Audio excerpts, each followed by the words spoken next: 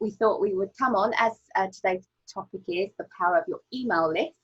And well, lockdown has eased. So we have a date for when people are going to be going outside. And I'm sure that with businesses sort of slowly grinding to a start again over the past couple of weeks, I think what has been quite interesting for us is that everyone's rushing out to try and get new customers, like, oh God, we've got to announce it.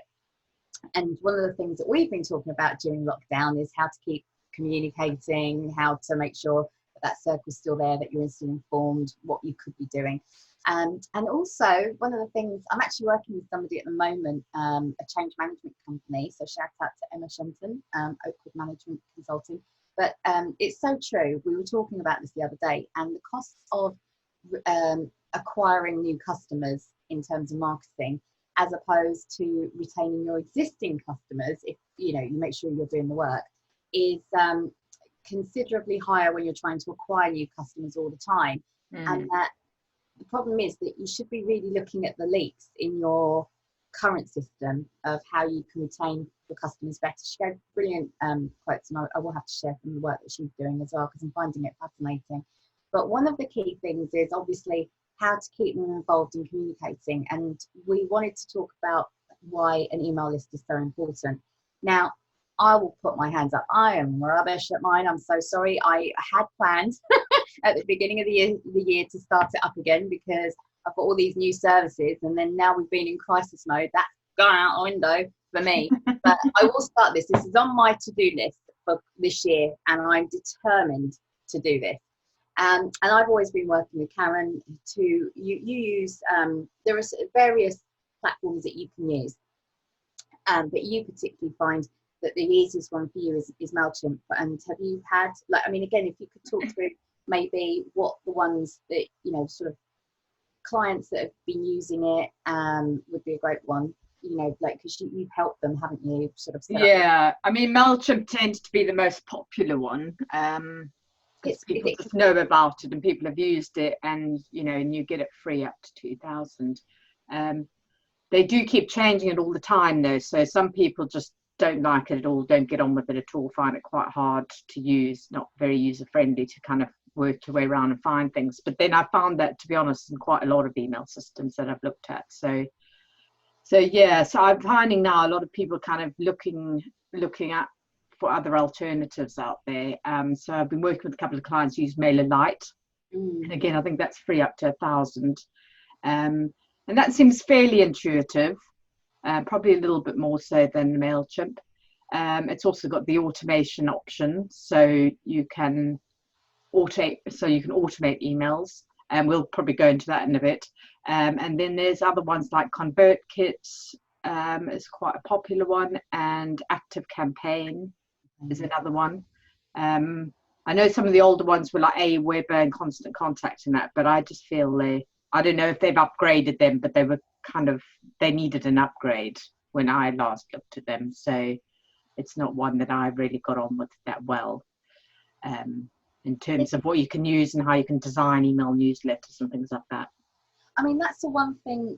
When I started, I think the system for MailChimp at the time was just very simple. Like, even I could do it. That's a good thing for tech. If I can use it, no. Anyone can, yeah.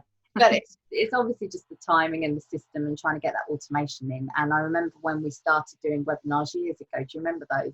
Like back in the day, we're just old hats at this. But again, the automation system, it made things so smooth. But obviously, with constant communication, I think people are making sure that they're regularly communicating on either a weekly or a monthly basis at least. And from what I've been hearing, I did a very good customer event evening with for a client, and we spoke to sort of like people that have used it. And the one thing they kept on saying is, "Yeah, I love your service, but I would use you more often if I heard from you." And it was just such a testament that I just think, yeah, of course, because everyone that slips in, it's just the speed of it, isn't it? That when you are thinking of, oh, I need to buy such and such, kind of like remember the person that's been constantly in your head that you've been seeing. So of course you'll go to them first.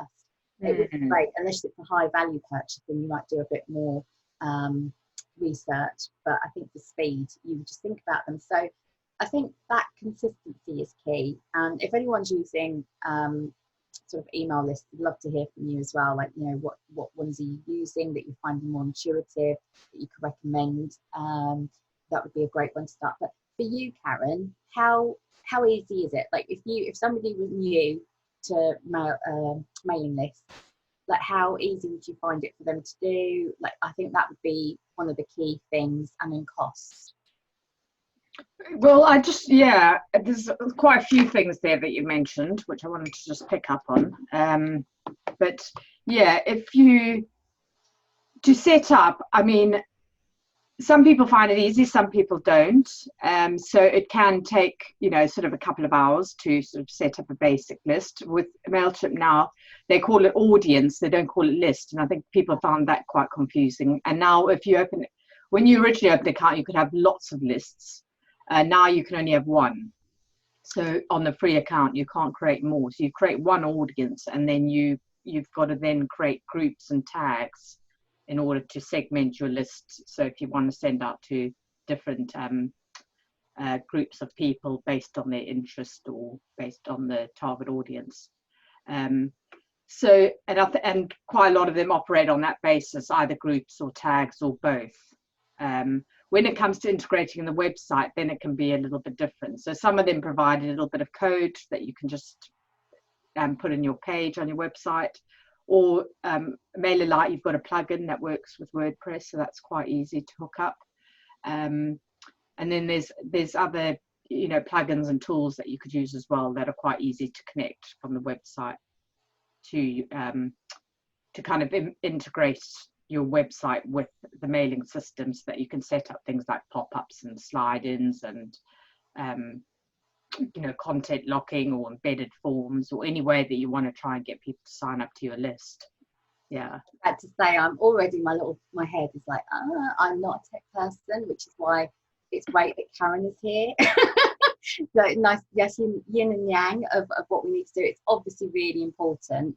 And I think that as soon as you start, I think whenever you've explained it and we've started to do content around sort of like how easy it is to set up, what to think about, it would be, you know, really helpful just speaking to someone like you that can actually go through it and break it down, like what are your needs, and then choose the right system to fulfill those needs. So it's what do you need it for, and then, you know, choosing the right system. And it's making sure as well that you've got an enticing reason for them to sign up. So some people just say, oh, sign up to a mailing list. Well, why should I? You know, what am I going to get out of it? So it's making sure that whatever you know, saying what kind of value they're going to get by signing up to your email list. And also a lot of people don't say how often they're going to email. And I think that's really important, because I've signed up to one and I'm getting one a day or 3 a week. And I'm just like, no, it's too much. I can't. I haven't got time to do this. Maybe some people do. If you're starting out and you're learning and you want to learn something quickly in a short space of time, but I just find it too much, you know. So for me, it's quite important that I know I'm going to get an email maybe once a week or once a month, or, you know, the frequency of it. And also then it's what can you offer them as well to sign up. So often in the States, and that they refer to it as a pink spoon. Here we probably talk about a lead magnet. So that might be a PDF, it might be a video, it could be a series of emails. So it's a way, you know, if people are signing up to your email list, what are you going to offer them in return for the email? Because you're asking for the email and you ask them for permission for you to send stuff to their inbox. So you've got to bear in mind that that's quite a big ask. And you've got to then really give something valuable in return. So if you're going to be doing, you know, once you've done the PDF, don't just keep spamming them with sales stuff all the time. You've got to be giving them something of value. And I think also something exclusive as well. Well, it can work in both ways. It could be sort of exclusive offers for only people in your mailing list. But some people just want to be reminded about when you post your next blog posts, because they're not going to remember to go back to your website. So they might have seen a link somewhere on social media, they go to your blog post, they read it, and then they're off. If you haven't captured their details, they may never go back there unless they see you on social media again. But what you were talking about before, staying top of mind, even though you're very active on social media, I'm pretty active on social media as well. It doesn't mean that everyone's seeing those posts all the time, that your clients are seeing those posts and all the people you want to work with. So so you might be saying, but I'm out there and I'm doing this stuff. I must be top of mind for when, and it's like, no, well, I haven't seen your post for a while because I might not engaged with you for a while, and then they start disappearing. So I think it's quite key for that as well, like you say, to remain top of mind, just keep sort of telling people, why you're there, what you're doing. So actually what I have seen and what I'm trying to implement is that I will have a lead magnet that will give away some form of valuable content, like something to help them, like what do they need right now, what answers their pain points. Or even if it's not answers of pain points, but what might be relevant, like a handy guide or a downloadable list or a checklist or something like that.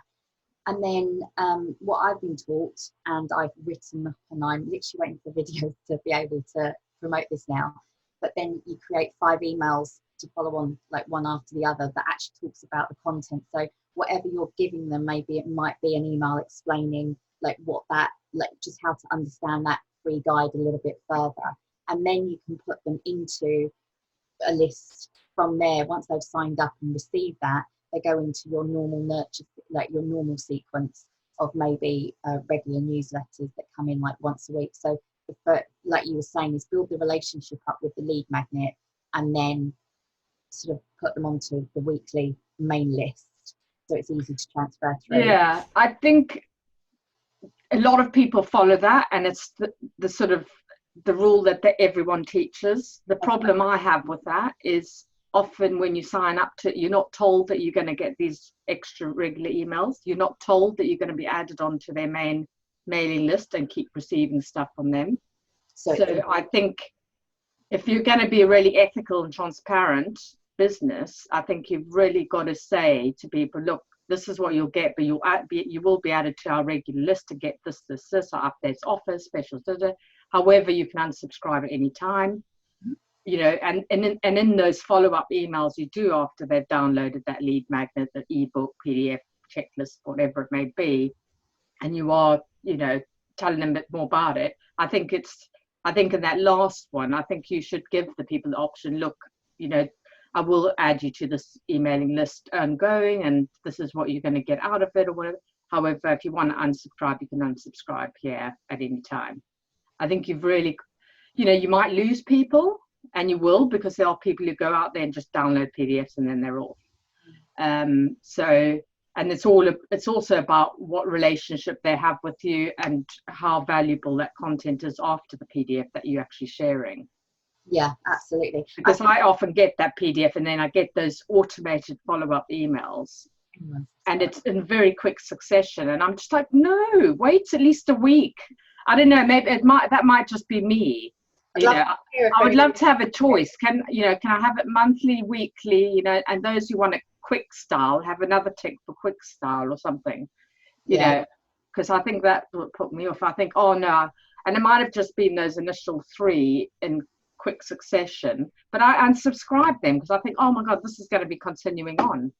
I think fatigue is going to be a key point here, because I think whilst everyone has been subscribing to like online courses and just watching everything right now, I think it'll be interesting to see. You just have to track it, and all of these platforms have statistics, don't they, and analytics.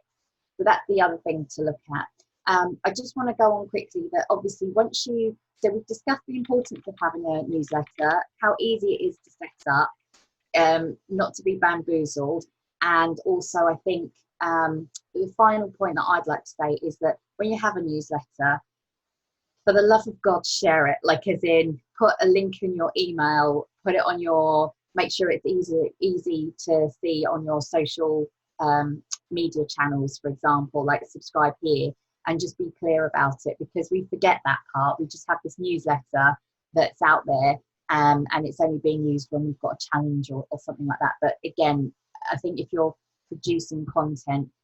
You've been very good at that with my website, just to make sure that at every point it will be like subscribe here, or here's a newsletter, or just to make sure. Do that at the end of content. You can easily implement. I've got a great plugin. You can implement what's called a content offer or email sign up at the end of every post, or you can choose which category of post, so you can change the sign up per post. So you really start drilling down and getting targeted. So you would say a PDF about email under an email blog. You'd have a PDF ebook download here about blogging under a blogging post. Do you know what I mean? So you can have different pop-ups show on different pages. You can really, really go big time into this and get really targeted. Get down the rabbit hole, but no, get super targeted. But you will, if you start doing that, you'll probably get much better conversions. And people just don't do it. They have the one email sign-up list for everybody, and I think there's a lot more you can do. Just want to say hi to Gail. Sorry, saw you there. Thank you for joining us. We're got to the end of the show now, but there's so much to say on this topic, actually, more than I thought. No, but we'll have to break it down into different sections, I think. Yeah. I think the most important thing is that as everybody's trying to start up business again, and there is that panic of got to get more customers in, you do have it. I always remember everyone saying, I've got a newsletter. And I bet you, if you were to say, I've got a newsletter to your friend, they'll be like, sign me up.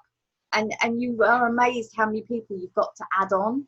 And it's people that want to hear from you. So start from there, rather than trying to spend loads of money trying to throw money onto promoting this news, like your Facebook ads or Google, something like that. Yeah. I want them to be coffee. But I think continue to serve your client base. I think that's really key. Definitely.